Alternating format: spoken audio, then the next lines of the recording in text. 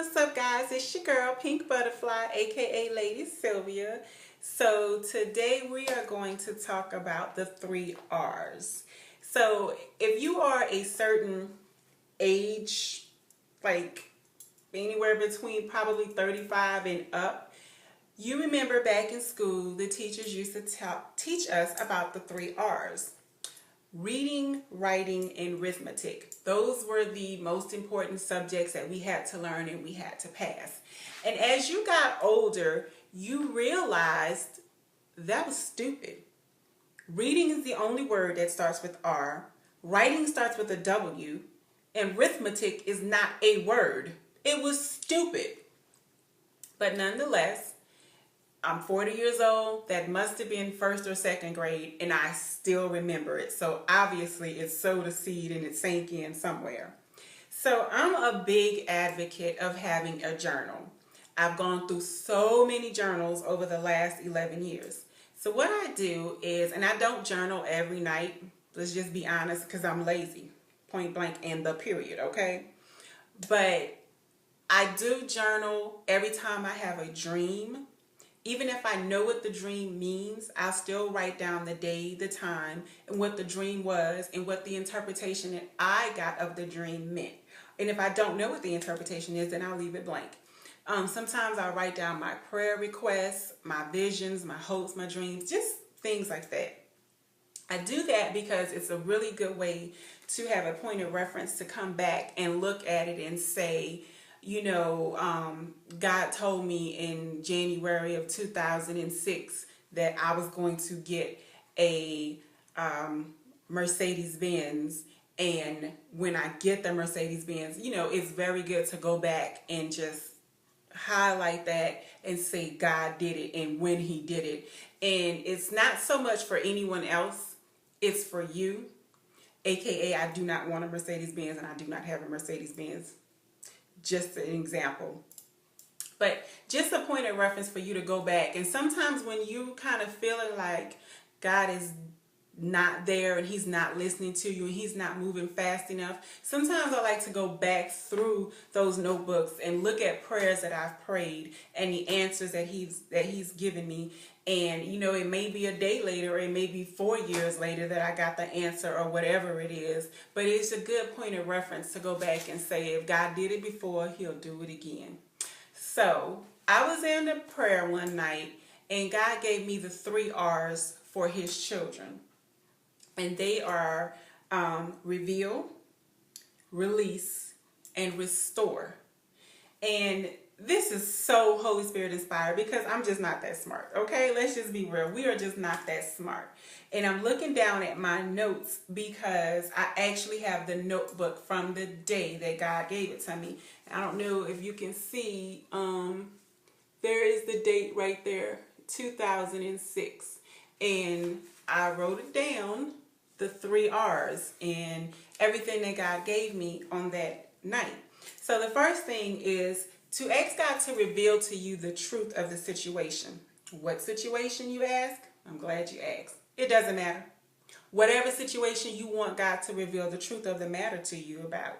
It can be a relationship, a divorce, a class, a person, you, something within you. Ask God to reveal to you the true nature of the matter. A lot of times people act a certain way, behave a certain way, say certain things, dress a certain way because of something that has happened to them in the past. And a lot of times you don't even realize why you do what you do. But if you ask God to reveal to you the truth of the matter, then maybe you can get down to where the rubber meets the road and figure out why is it that you cuss people out at the drop of a dime? Why is it that you're so unhappy? Why is it that when you're bored you eat? Or why is it that you drink alcohol more than you should? Why is it that you're overly happy? Why is it that you have a good personality and a great spirit and everyone likes to be around you? Ask God to reveal the truth of the matter to you about whatever situation it is, especially people. You ever run across those people and it's something about them. You can't put your finger on it. but it's something about them, and that's called the spirit of discernment, and it's kind of warning you, yay or nay. Ask God to reveal the truth of the matter to you. He will, but you have to be willing to receive what God tells you. You can't ask God to give you revelation and he tells you the answer and you say, I don't want to accept that because you just don't want the answer, or it doesn't make you shine in a favorable light. You got to be willing to take the good with the bad. So ask God to reveal to you the truth of the matter, the heart of the matter. Get down to where the rubber meets the road and figure this thing out, whatever this thing is. So the next thing you want to do is ask God to release you from that.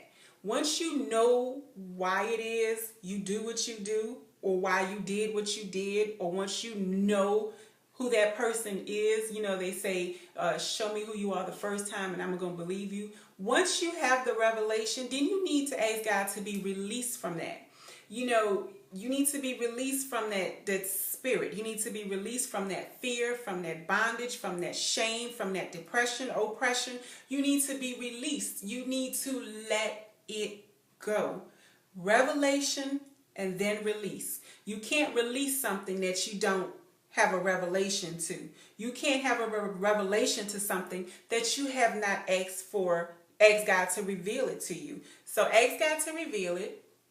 Once you get it and you understand it, ask God to release you from that pain, that pressure, that doubt, that fear, that love, that joy, that whatever it is.